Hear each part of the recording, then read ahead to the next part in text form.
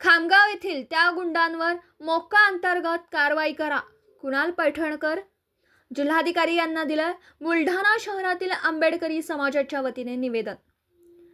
खामगाव शहरातील रोहन पैठणकर या दलित तरुणाला गाय चोरीच्या संशयावरून 3 जणांनी अमानुषपणे बेदम मारहाण केली।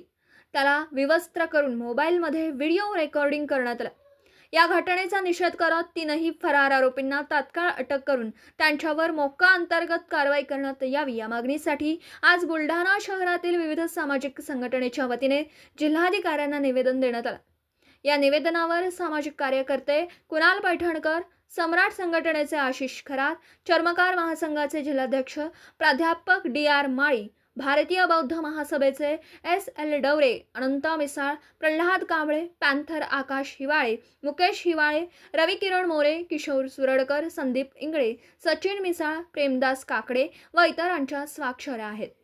खामगाव शहरामध्ये रोहन पैठणकर याला ज्या 3 गुंडांनी मारहाण केली त्याला आमच्या समाजाकडून समाजावर निरंतर होत असलेल्या या घटना ह्या निषेधार्थ आहे। खामगाव येथील एका युवकाला म्हणजे खरं तर ती घटना घडल्यानंतर मला प्रथमतः पहलगामची आठवण झाली, कारण पहलगाममध्ये आलेल्या पाकिस्तानी आतंकवाद्यांनी इथे जात विचारून तिथे गोळीबार केला।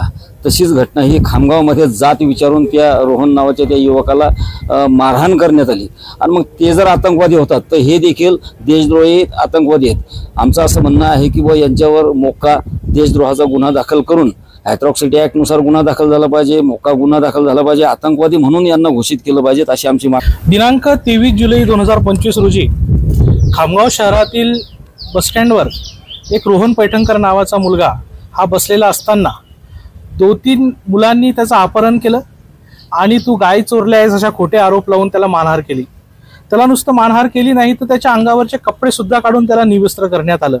आज जी घटना बुलढाणा जिल्ह्यात घडली आहे, जाणीवपूर्वक तो मुलगा अनुसूचित जातीचा आहे म्हणून खोटा आरोप करून त्याला मारण्यात आलं आणि एवढ्या मोठ्या प्रमाणात मारण्यात आलं, जर तिथे पोलिसांची गाडी जर आली नसती तर त्या मुलाचा जीव सुद्धा गेला असता। आज या देशाला या महाराष्ट्राला आम्ही फुले शाहू आंबेडकरांचा महाराष्ट्र म्हणतो, परंतु ही घटना फुले शाहू आंबेडकरांच्या महाराष्ट्राला काळीमा फासणारी आहे। सरकारला आमची मागणी आहे की अशा ज्या कथित संघटना आहेत, कारण जे काम पोलिसांचं आहे ते संघटनांना करण्याचा आदेश नाही आहे, सुप्रीम कोर्टाचा निर्णय आहे आणि अशा पद्धतीने जर तरुणांना हनमान केल्या जात असेल आणि विशेषतः एखाद्या समाजाला टार्गेट करून जर केल्या जात असेल तर ही गोष्ट जी आहे या गोष्टीचा आम्ही निषेध करण्यासाठी आज एकत्रित जमलो आहे।